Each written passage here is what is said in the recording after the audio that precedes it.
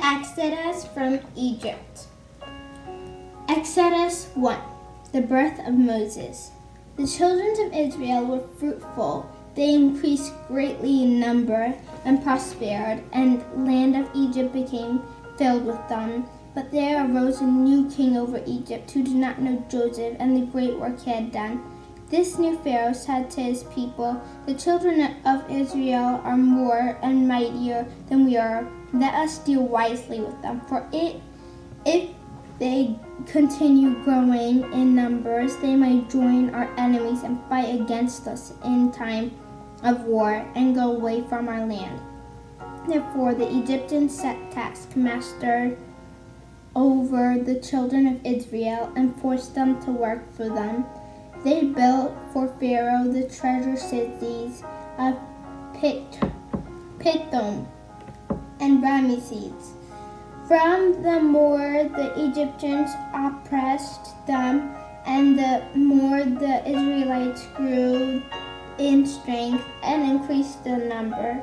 So the king of Egypt spoke to the Hebrew midwife, saying, "When a Hebrew woman gives birth, you see that if it is a son, then you shall kill him.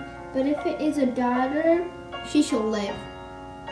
But the midwives feared God and did not know as the king of Egypt commanded them. Instead, they let the children live. So the king called the midwives and said to them, "Why have you done this thing? Why have you let the children live?" "Because," answered the midwives, "the Hebrew women give birth without our knowing of it before we come to them." The God was pleased with them, the midwives, and dealt well with them. And the people continued to increase to grow stronger. So Pharaoh commanded his people, saying, "Every Israelite son that is born you shall cast into the river, and every daughter you shall let live."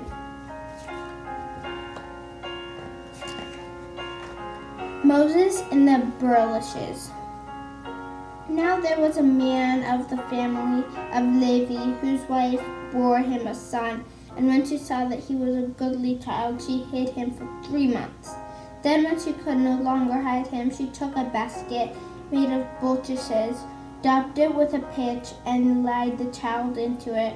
She took it and laid it in the reeds by the river's edge, and the baby's sister stood far away to watch what was done to him. The daughter of Pharaoh came down to wash herself at the river, and her maids walked along by the river's side. When she saw the basket among the reeds, she sent her maids to fetch it. When she opened the basket, she saw a child, and he was crying. So she took a pity of him and said, "This is one of the Hebrews' children." The baby's sister came forward to the Pharaoh's daughter. "Shall I go and find a nurse from Hebrew women to look after the child for you?" "Go," said the Pharaoh's daughter. And the girl went and called the child's mother. And Pharaoh's daughter said to the woman, "Take this child away and nurse it for me. I will give you your wages." So the mother took her child and nursed it. The child grew, and his mother brought him to Pharaoh's daughter, and he became her son, and called him Moses, which means drawn out, because she said, "I drew him out of the water."